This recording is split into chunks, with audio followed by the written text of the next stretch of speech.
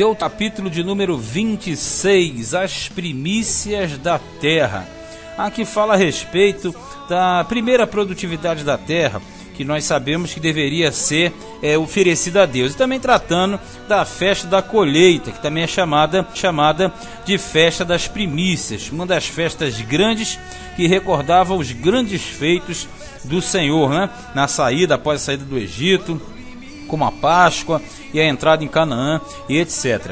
Capítulo 26, verso 1 diz assim: E será que, quando entrares na terra que o Senhor teu Deus te dará por herança, e a possuíres e nela habitares, então tomarás das primícias de todos os frutos da terra que trouxeres da tua terra, que te dá o Senhor teu Deus, e as porás num cesto, e irás ao lugar que escolher o Senhor teu Deus, para ali fazer habitar o seu nome. Aqui fala da festa das primícias, mas também daquela dedicação de toda a colheita que o israelita ele tinha. Então, na verdade, ele deveria levar aquilo até o local aonde o tabernáculo estivesse armado, quando eles já estivessem na terra de Canaã. Verso 3: E virás ao sacerdote que naqueles dias for, e dir-lhe-ás: Hoje declaro perante o Senhor teu Deus que entrei na terra que o Senhor jurou a nossos pais dar-nos. E o sacerdote tomará o cesto da tua mão e o porá diante do altar do Senhor teu Deus. Então protestarás perante o Senhor teu Deus e dirás... Aqui é o seguinte, eles faziam uma espécie de credo, né? Uma confissão, recordando o período de sofrimento. Aí diz assim no versículo 5: Ciro miserável foi meu pai, e desceu ao Egito, e ali peregrinou com pouca gente.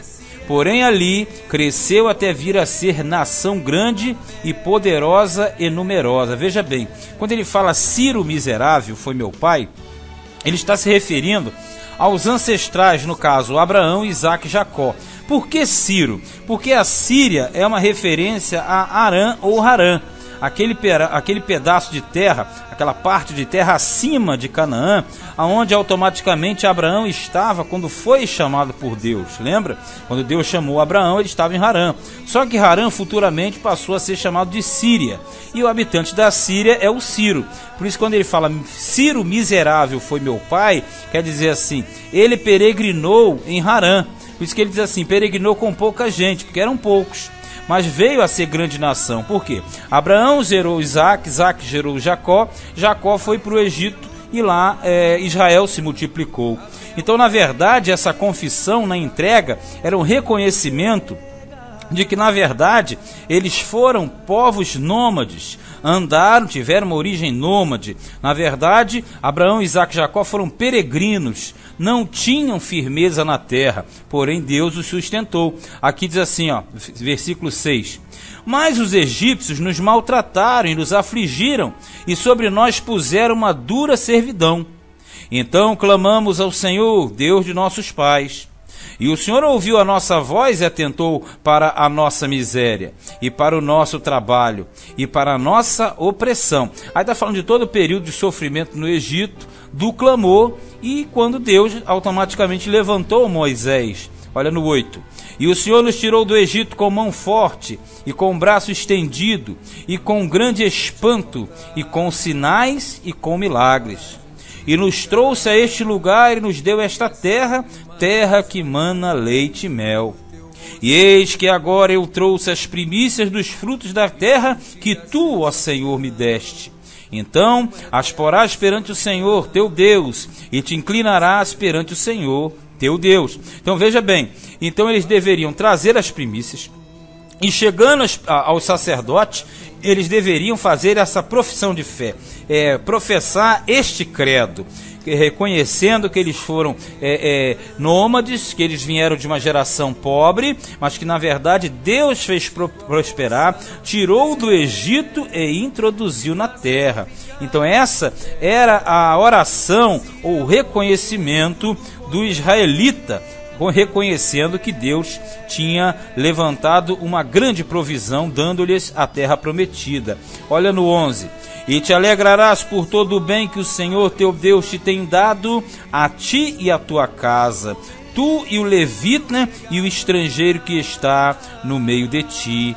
Então ele deveria reconhecer que Deus era o suprimento, Deus era soberano e ele que na verdade tinha cuidado do povo dele. Já a partir do versículo 12 fala da oração daquele que deu os dízimos, porque na verdade as primícias são os dízimos. Então após entregar os dízimos, eles fariam esta oração que vai vir aqui à frente, diz assim, ó: quando acabares de dizimar todos os dízimos da tua novidade é a produção da terra, no ano terceiro, que é o ano dos dízimos, então a darás ao levita, ao estrangeiro, ao órfão e à viúva, para que comam dentro das tuas portas e se fartem. Esse era o chamado dízimo trienal, nós já falamos dele, né? O dízimo trienal ele era voltado diretamente para as classes mais pobres, desfavorecidas. Mas veja bem, isso aqui não era o camarada que entregava para os pobres, não. Isso era entregue aos sacerdotes, que era o detentor do poder do sistema, e eles automaticamente reverteriam essas situações para aqueles israelitas que eram necessitados. 13. E dirás perante o Senhor teu Deus: tirei o que é consagrado de minha casa e dei também ao levita e ao estrangeiro e ao órfão e à viúva, conforme todos os teus mandamentos que me tens ordenado. Nada transpassei dos teus mandamentos, nem deles me esqueci. Disso não comi na minha tristeza, e disso nada tirei para imundícia, nem disso dei para algum morto.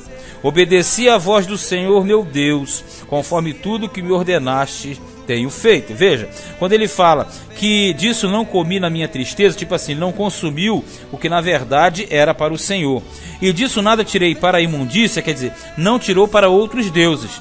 E ele diz, mas nem disso dei para algum morto, cultos pagãos, porque os cultos pagãos, eles na verdade eram direcionados aos mortos.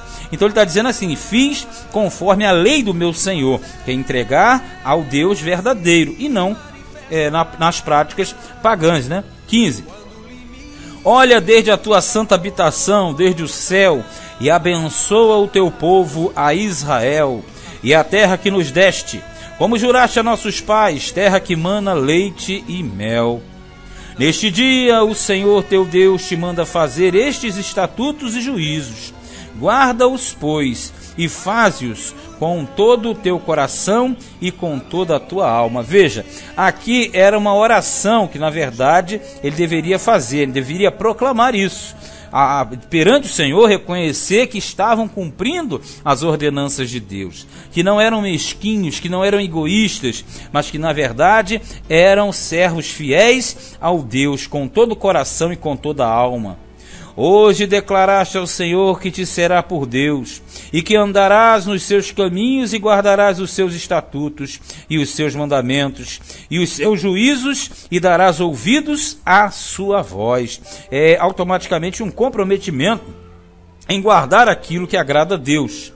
Aí diz mais: e o Senhor hoje te fez dizer que lhe serás por povo seu próprio, quer dizer, particular, como te tem dito, e que guardarás todos os seus mandamentos, para assim te exaltar sobre todas as nações que fez, para louvor e para fama e para glória, e para que sejas um povo santo ao Senhor, quer dizer, separado ao Senhor, teu Deus, como tem dito. Então, na verdade, essa oração aqui do dizimista, ela termina uma fase, porque eles vinham na festa da primícia, as primícias, na verdade, eram os dízimos, e eles entregando, cumprindo a vontade de Deus, eles estariam sendo que o povo separado para louvor, para fama e para glória. Na verdade, Israel era na terra um representante de Deus, que servia de exemplo para que os outros olhassem para Israel e automaticamente servissem a Deus com satisfação. E os que eram de fora deveriam prestar atenção a Israel, que tinha o verdadeiro Deus, a verdadeira lei e o verdadeiro comportamento. Pelo menos na teoria isso funcionou muito bem. Este foi Deuteronômio, capítulo de número 26.